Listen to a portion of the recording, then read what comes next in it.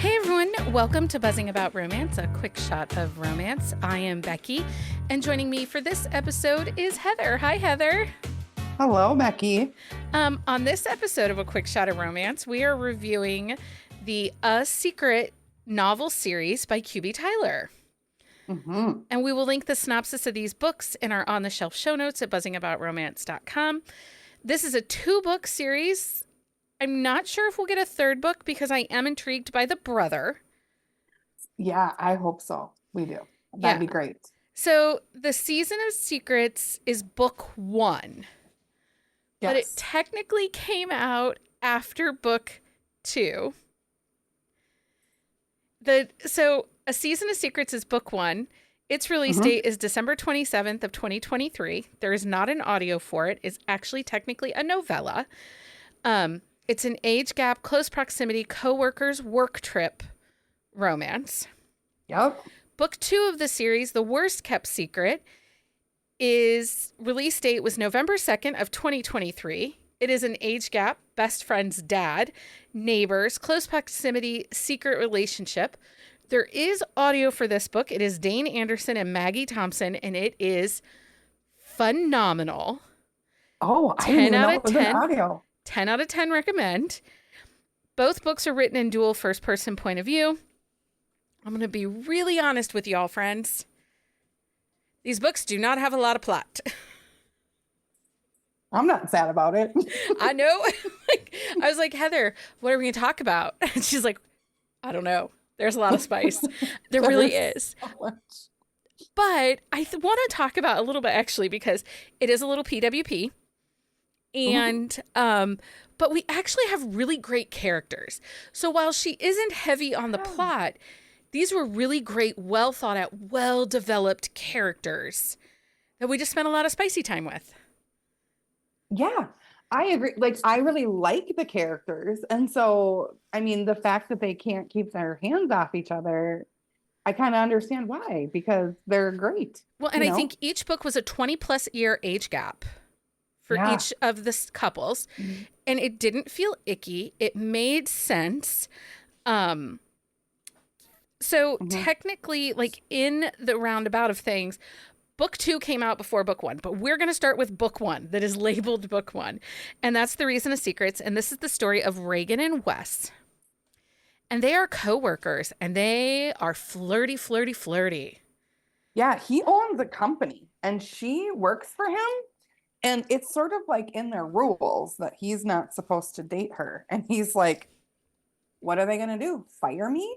And his best friend, that's the other one. We need 4 books because we need the best friend. Oh, we do need the best friends book. Yeah. The best friend is like, no, dude, they're going to fire Regan.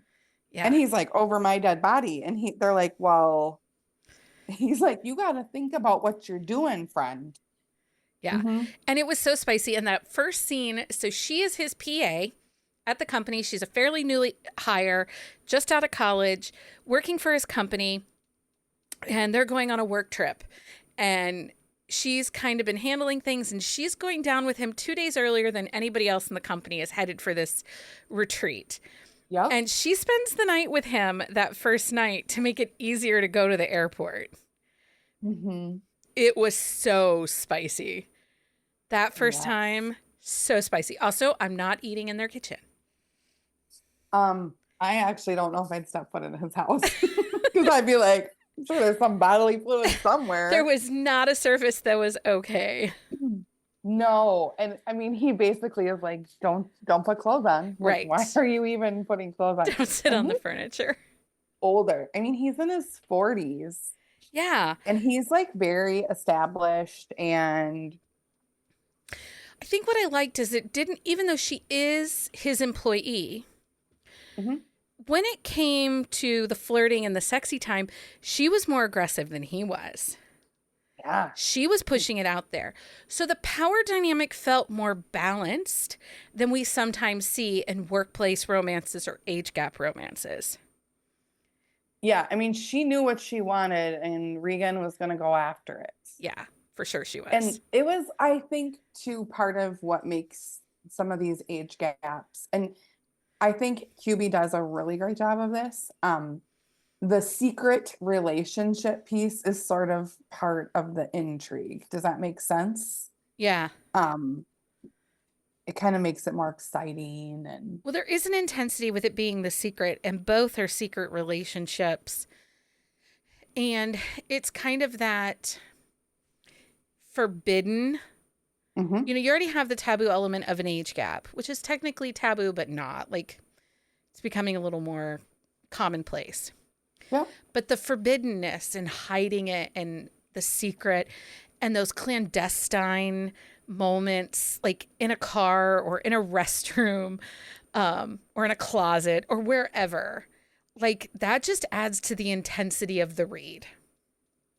Yeah, or being in the same space and then people, don't know that you are Right. together or whatever. Yeah. So let's talk about the worst kept secret, which is book two. And this hmm was a little longer than book one. This is Theo and Avery. And the course of their affair actually is like in the book, I think it's like 18 months is the course of their affair. Yeah, and so Theo is Regan's dad, and Theo is he's a Regan's dad. And Avery, however, is best friends with Theo's son. They were mhm, neighbors. They grew up together. I think Theo and the kids, Theo's divorced. They moved into this house when he's a retired football player, professional football player. They moved in this house when he retired from the game. The mother left, divorced him, he's a and he mess. raised the two kids through middle school and high school. Yep. And Avery has always lived next door. Yeah. And Theo is like hot. I mean, Yeah, he's the hot dad. He's the hot dad that everyone talks about and drools about. Everyone flirts with him. Like yep. that opening scene at the bar, I think she's just home for summer break hmm in that first meeting, and everybody is flirting with him, and everybody's talking about, yeah, we used to drink in your basement, or we used to do bad things. And hmm he's like, does the overtop protector, because Theo is an over the top protector. Yeah. And he's like, he just shows up at the bar and he's like, Avery, let's go. And, you know, Yeah, taking her home. And their relationship is they are sneaking around.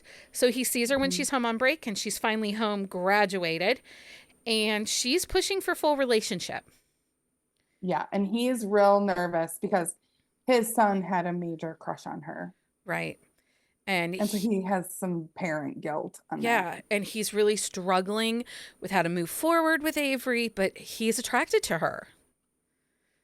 Yeah. And Avery's like, I don't have feelings for him. Like, he's my best friend. It's never going to happen. Like, I care about you and I'm interested in this relationship.